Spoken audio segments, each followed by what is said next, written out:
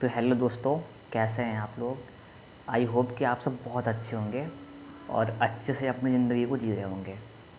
तो ऐसा कि आप वीडियो के थंबनेल और टाइटल को देखकर समझ ही गए होंगे कि आज हम वीडियो में बात क्या करने वाले हैं।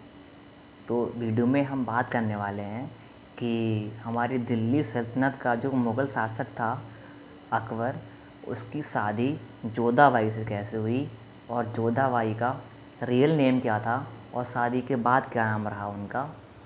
तो इन सब बातों पे हम एक डिस्कशन करने वाले हैं। तो तो आप सभी जानते हैं कि अकबर जो थे वो एक मुग़ल शासक थे और उनके पिता का नाम हुमायूं था और अकबर का जन्म 1542 में हुआ था। अकबर जब राजगद्दी पर बैठे थे तब वह मात्र 14 वर्ष के थे। 14 वर्ष की उम्र में ही उन पे इतनी सारी जिम्मेदारियां आ गई थी कि जो राज्य का उत्तराधिकार था वो उनको संभालना था। उस टाइम उनके जो सपोर्टर थे, सेनापति हम जिसे कह सकते हैं, उनका नाम था बैरम खां, जो अकबर को बहुत ही ज़्यादा सपोर्ट करते थे। तो जब अकबर सिंहासन पे बैठते हैं तो उनके माइंड में एक विचार आता है कि उनकी मुग़ल सेना जो थी वो एक विशाल सेना थी। तो वो सोचते हैं कि जो बाकी के मुग़ल एम्पायर हैं, क्यों ना हम उनसे कर वसूलें और उन्हें सुरक्षा की गारंटी दें। तब अकबर होते हैं वो ये विचार अपने मन में लेके चलते हैं कि जितने भी मुग़ल एम्पायर हैं सबसे एक टैक्स वसूला जाए और उस टैक्स के बदले में उनको सिक्योरिटी दी जाए। तो राजा अकबर जितने भी मुग़ल एम्पायर होते हैं सबके दरबार में एक फरमान भेजते हैं, एक प्रस्ताव भेजते हैं कि अकबर को टैक्स दिया जाए और इसके बदले में वह उन्हें स्वतंत्रता की गारंटी देगा। लेकिन होता क्या है कि बहुत से राजा होते हैं इस फरमान को स्वीकार नहीं करते हैं। जब मुग़ल एम्पायर इस फरमान को स्वीकार नहीं करते हैं तो अकबर होते हैं वो अपनी सेना को लेके मुग़ल शासकों से युद्ध करने के लिए निकल पड़ते हैं। तो सबसे पहले होता क्या है, अकबर और बैरम खां, अकबर बैरम खां जो होते हैं वो सबसे पहले रुख करते हैं आमेर का, और आमेर का रुख करते हैं तो वहाँ के जो राजा होते हैं उनका नाम होता है भारमल। अकबर का जो फरमान होता है पहले तो उसको वो अस्वीकार कर देते हैं, लेकिन जब उन्हें पता लगता है कि अकबर अपनी मुग़ल सेना को लेके उनके राज्य की सीमा पे खड़ा है और 2-3 दिन में या 2-4 दिन में युद्ध स्टार्ट हो जाएगा, तब क्या करते हैं, राजा भारमल जो होते हैं वो दरबार में जाके ये बोलते हैं कि हम अकबर की शर्तों को स्वीकार करते हैं। जब ये प्रस्ताव अकबर के पास जाता है तब वो राजा भारमल के प्रस्ताव को एक्सेप्ट कर लेते हैं और राजा भारमल जो होते हैं वो अकबर की शर्तों को मान जाते हैं।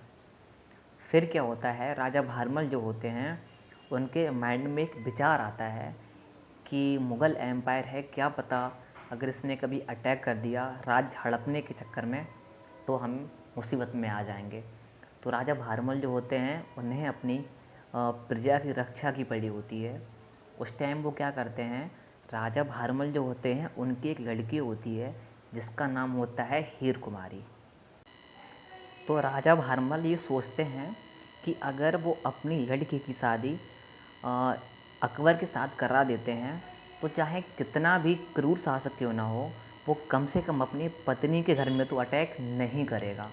अब होता क्या है दोस्तों, राजा भारमल जो होते हैं वो एक राजपूत शासक होते हैं, अकबर जो होता है वो एक मुग़ल शासक होता है। लेकिन जैसे ही ये प्रस्ताव राजपूत सेना सुनती है कि राजा भारमल अपनी पुत्री की शादी एक मुग़ल शासक के साथ में तय कर रहे हैं, तो राजपूत समाज होती है वो राजा भारमल का बहिष्कार कर देती है और उन्हें किसी भी तरीके का सपोर्ट देने से सीधा मना कर देती है। लेकिन जब ये प्रस्ताव अकबर के दरबार में जाता है तो अकबर भी इस प्रस्ताव को एक्सेप्ट कर लेता है कि हाँ, हम राजा भारमल की जो लड़की है उससे शादी करने के लिए तैयार हैं। और मुग़ल समाज जो होता है वो अकबर का विरोध कर देता है कि तुम एक राजपूत से शादी भला कैसे कर सकते हो।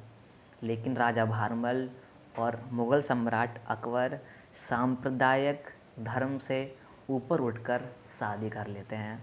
जब शादी हो जाती है राजा अकबर और हीर कुमारी की, तो राजा अकबर हीर कुमारी को एक टाइटल देते हैं, जिस टाइटल में उनका नाम चेंज किया जाता है। उसको कहते हैं, अकबर अपनी बीवी का नाम जोधाबाई रख देते हैं, क्योंकि राजपूत जो लड़कियां होती थीं वो अच्छे से तलवार चलाना जानती थीं, वो युद्ध करना भी जानती थीं। इन्हें बचपन से ये सब सिखाया जाता था।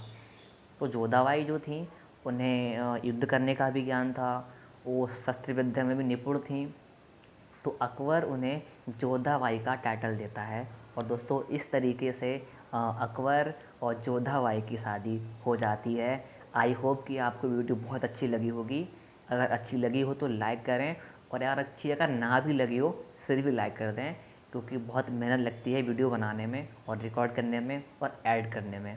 तो दोस्तों हमारा चैनल है उसको सब्सक्राइब करें, हमने अभी न्यू स्टार्ट किया है, तो प्लीज़ हमें सपोर्ट करें। हम इस तरीके का कंटेंट आपको बिना किसी बोर्ड और कॉपी और नोट्स के लाते रहेंगे, जिससे आपको एक हिस्ट्री जो हमारी है वो एक कहानी की टाइप से आपको याद हो जाए।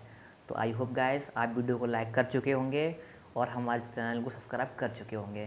तो नमस्ते दोस्तों, मैं आपसे मिलता हूँ ऐसी ही एक नई वीडियो में। बाय।